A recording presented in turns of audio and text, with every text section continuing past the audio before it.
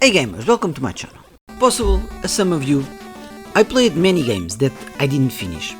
This one that you are seeing right now in the screen, for example, Street Fighter 2010, or Silver Surfer, also in the NES, or Super Ghouls and Ghosts in the Super NES, because some of these games, besides being difficulty, didn't grab me to play until the end.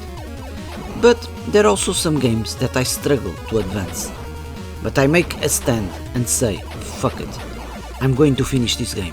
So, in this video, I'm going to talk about some games that I struggle to beat, and probably also happened to many of you. I was very proud to finish these games, that I struggle so much to finish. So, let's start. Hard Corps, Uprising. This is my favorite Contra game, and when I start playing, it was a massacre. I didn't reach half of the first level, but I gained money to update my character in the shop, and in that shop we can buy extra lives, more health, update our skills buying stronger weapons. So because I'm a smart guy, I finished the first level countless times to update my characters before I moved to the second level, and everything was going wonderful well. What I didn't predict was in the last two levels our character is always climbing platforms, and if you get shot or miss a jump, I would fall and miss a life, no matter how much my health was updated. In one part, in later levels, the enemies shoot missiles against us, and the only way to climb is jumping in those missiles and pray to them to not explode. So yeah, this was undoubted one of the hardest games I ever beat, and one of the games I'm most proud to finish.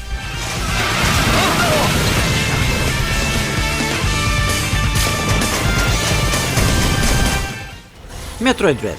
Almost all Metroid games are hard, but in my opinion Dread was the hardest.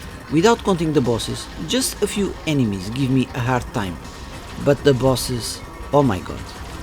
The bosses are super hard to beat. Some bosses I need to lose 10 times or more to find the right strategy, and some of them, when I was making my winning dance, they had a second transformation to kill me more 10 or 20 times. Also, the game don't give us many clues where to go, and I spend many time finding the right path to proceed in the game. But overall, it's probably my second favorite Metroid game after Fusion, and I enjoy every minute.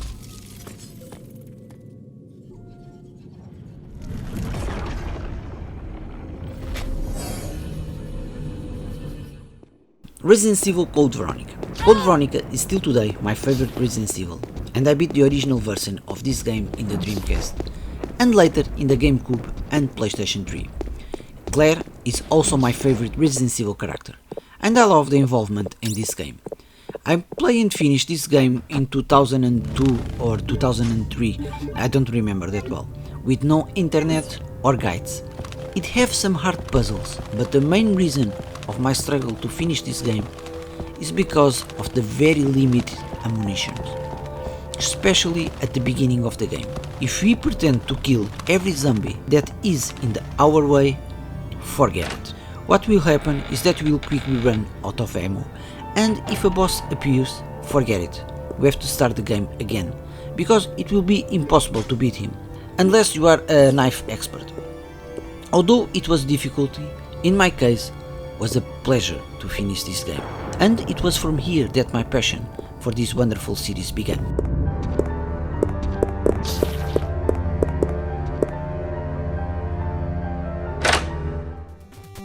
Blaster Master.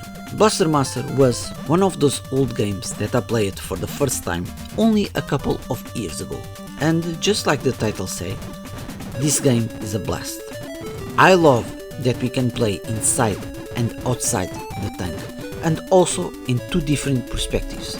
This one that you are seeing right now, and also this one in the top-down perspective.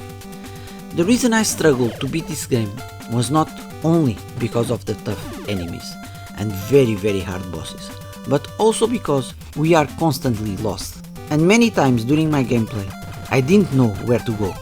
And like almost every NES game, when we lose all our lives, it's game over, and we have to start the game from the beginning.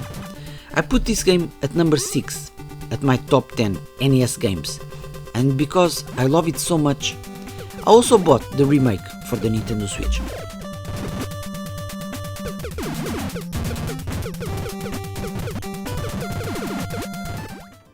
Revenge of Shinobi. Shinobi is one of my favorite series ever, and along with Street of Rage, Sonic and Golden Axe are the main reason that the Sega Mega Drive is still my favorite console ever. From all the games that I finished so far in this wonderful series, this one was the hardest to beat. The enemies and the bosses are not that hard, but the last two levels, oh my god. The difficulty in the jumps, even using the ninjutsu magic that gives us a boost jumping, are almost impossible. And so many times when I make the perfect jump with the perfect timing in the double jump and land perfectly in the platform, just to get hit by an enemy and fall in the water, when I lose instantly one life. It was so frustrating. And there are so many parts like this in the last two levels, that when I was young, I spent months playing, always losing in the last two levels, and always start from the beginning when I lose all my lives. Back then I really had to love this game a lot to finish, after losing so many times when I was just getting close to the end. Today, with the Mega Drive Classic Mini, I always save before starting a level, to avoid these problems, and because of that, it is one of those games that I try to finish at least one time every year.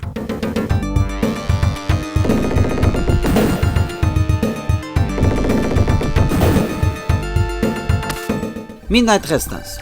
For those who don't know, this game was the source of my video game passion, and the first game that I have when my dad, by the way, I love you dad, gave me my first Spectrum for Christmas. Later I also played this game in the Commodore Amiga and in the Sega Mega Drive. In all versions, but especially this one, the later levels are too hard to play with our default gun. And when we lose a life in the platform or going up and down in the ladder, we not only lose our main weapon, our secondary weapon, but also all the keys that we can trade in the end of each level to buy stronger weapons. In other words, we have to finish the level that we are playing and the next level with our crap default weapon. Which is frustrating. Sometimes we can be playing well and the loss of a single life can end our quest. But either way, this is by far my favorite game in the Spectrum, and one of my all-time favorite games. So that's it, gamers. This is just a few games that I struggle to finish. Please don't be shy, tell me in the comments yours too. As always, I hope you like this video, and I hope to see you in the next one. Take care.